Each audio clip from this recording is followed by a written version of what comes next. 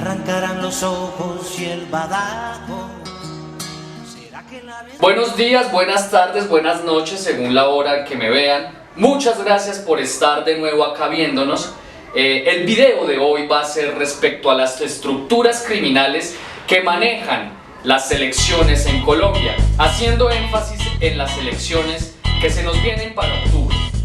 En octubre se nos vienen las votaciones donde el pueblo elegirá más de 1000 alcaldes, 32 gobernadores, alcaldes de ciudades capitales, ediles y miembros del consejo. Por eso es necesario precisar que Colombia tiene una estructura de gobierno criminal.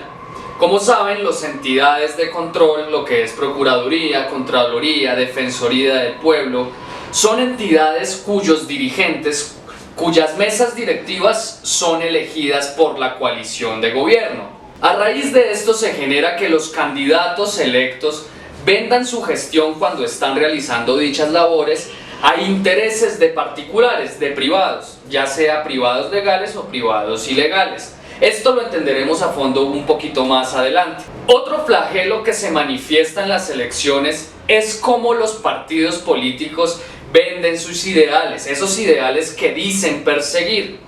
Prostituyen su partido político a través de la compra y venta de avales políticos. Y ante esta situación que afecta directamente el pleno ejercicio del derecho fundamental de la participación ciudadana en democracia, tenemos un ente de control que se llama la Comisión Nacional Electoral, cuyos dirigentes son elegidos por esos mismos que compraron los avales, que compraron los votos que están en el Congreso. Es decir, ellos eligen las personas que los deben vigilar y controlar, cuando en realidad ponen es unas personas que les alcahuetean la guachafita, que les alcahuetean la corrupción. Esto respalda la afirmación del inicio del video, que fue que Colombia, el gobierno, tiene una estructura criminal.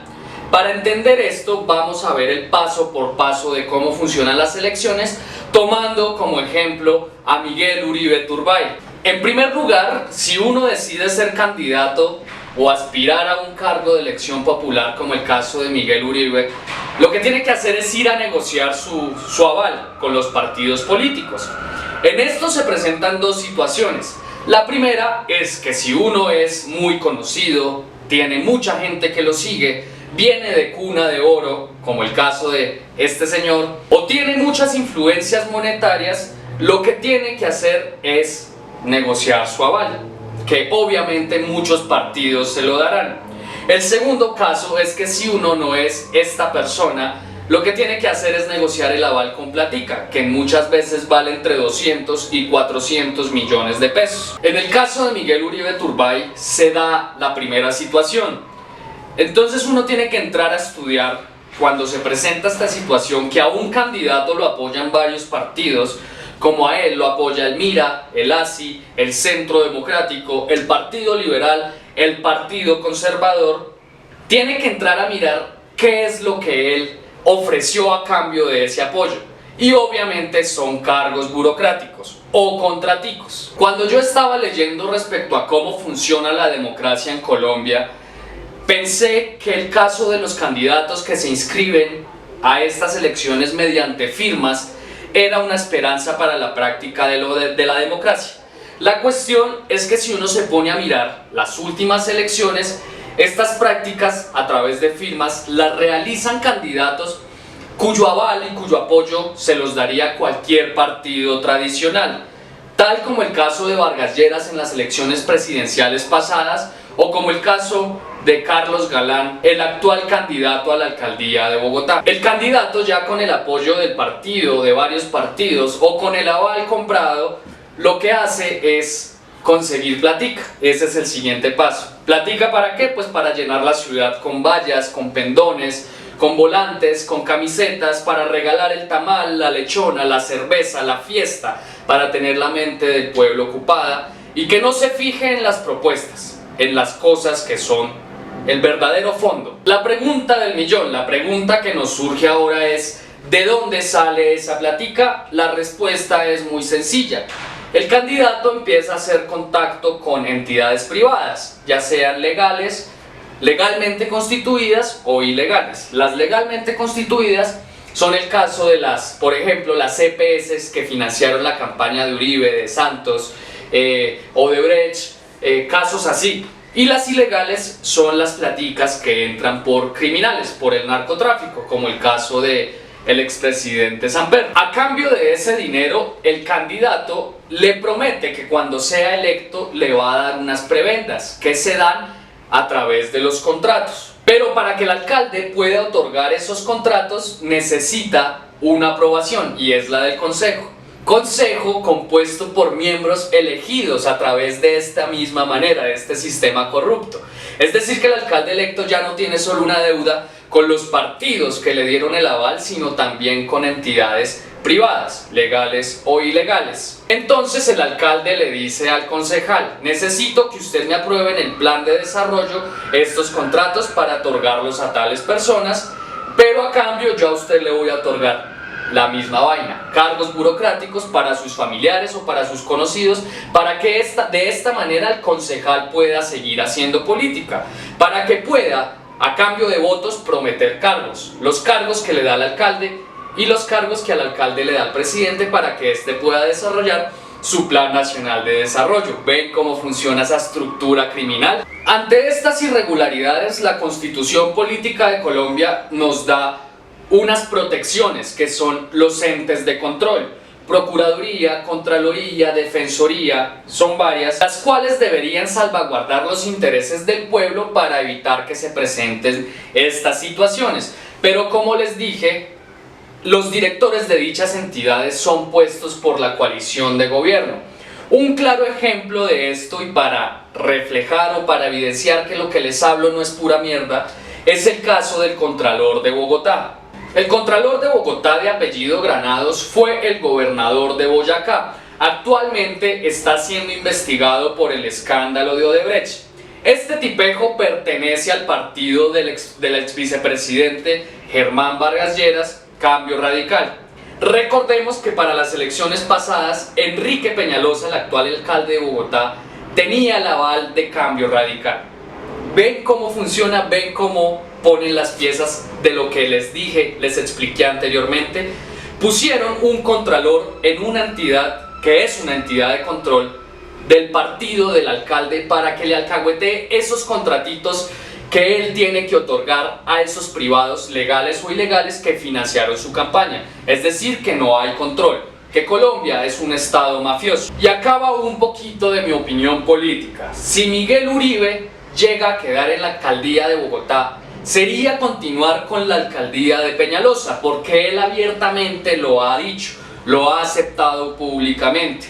Es continuar con esa estructura criminal, sería continuar con esas prácticas que desvirtúan el contenido de la Constitución. Sería que un hijo de papi y mami, nieto de un expresidente, siga jugando con los recursos públicos que nosotros pagamos. En conclusión y a modo de resumen, es necesario afirmar que en Colombia tenemos un sistema electoral, un sistema democrático fraudulento, donde el candidato llega a negociar avales o a comprarlos en el peor de los escenarios, donde el candidato electo llega a hacer gestión pero a pagar favores políticos que lo pusieron en ese cargo y no a hacer una gestión de gobierno que favorece los intereses del pueblo, construcción de vías con la debida licitación, con el debido cumplimiento de los requerimientos legales, donde los entes que controlan estas situaciones son controlados por esa gente que está en esos cargos de elección popular. Y a raíz de esto tenemos el caso de los formularios C14, que nunca se supo nada, que nunca se supo si se hizo auditoría, o el famoso caso de la Comisión Quinta del Consejo de Estado, que investigó y sancionó el caso de Ángela María Robledo y de Antanas Mockus para defender los intereses de la coalición de gobierno, de la gente que los puso en ese cargo. Ya entendiendo todo esto, cómo funciona el sistema electoral en Colombia, los invito a que voten con conciencia, a que se tomen el trabajo de leer las propuestas de cada candidato. No importa si es de izquierda o de derecha, yo no vengo a defender acá ideales de nadie, vengo a defender lo correcto, las cosas como deberían ser, un idóneo funcionamiento de un Estado social de derecho que garantice todos los derechos fundamentales a las personas por igual, sin importar si es hijo de tal, si tiene dinero, si trabaja en tal lado. No, todas las personas merecen saber la verdad. Por eso los invito a que voten con criterio. Si van a votar por el candidato de Uribe, voten porque saben sus propuestas, no porque Colombia se va a volver con una Venezuela si no votamos por ese man. Tengamos conciencia clara, porque el voto es lo que define todo lo que se hace. Se define el parque de la esquina, se define la vía por la que usted va a pasar, por la que va a pasar el bus que lo lleva a su trabajo, por la que va a definirse el crecimiento empresarial. De las votaciones depende absolutamente todo, hasta lo que actualmente está pasando en el Amazonas. Por eso los invito a eso. Entonces, no siendo más, muchas gracias por el apoyo. Recuerden compartirlo, suscribirse, darle like. Generar conciencia es importante y esa es la labor que estamos haciendo acá. Entonces, nos vemos en la próxima y los dejo con mi libro. Muchas gracias. En el desarrollo de la vida, absolutamente todos los seres humanos nos hemos planteado la interrogante de ¿qué pudo haber sido de nosotros? Ya sea en aspectos laborales, académicos o en el tema que nos atañe ahora, en el amor. Cuando uno sufre la partida inesperada de un amor, se plantea escenarios de posibles futuros que no pudieron ser, que no serán. Se plantea el mejoramiento de las variantes del pasado para así evitar la partida de esa persona. Lo complicado es que al hacer oda a la memoria, pensando en la modificación de esas variantes, en nuestras superfluas operaciones mentales que evocan fantasmas del pasado, en intentar cambiar pensamientos, esas decisiones que nos hicieron ser lo que no pudimos llegar a ser, lo que se logra con todo esto es agrietar el alma. Este es el caso de Armando, un psicólogo que está obligado a aferrarse a un pasado que no será, a un sueño irrealizable, a un vacío mental y sentimental irremediable.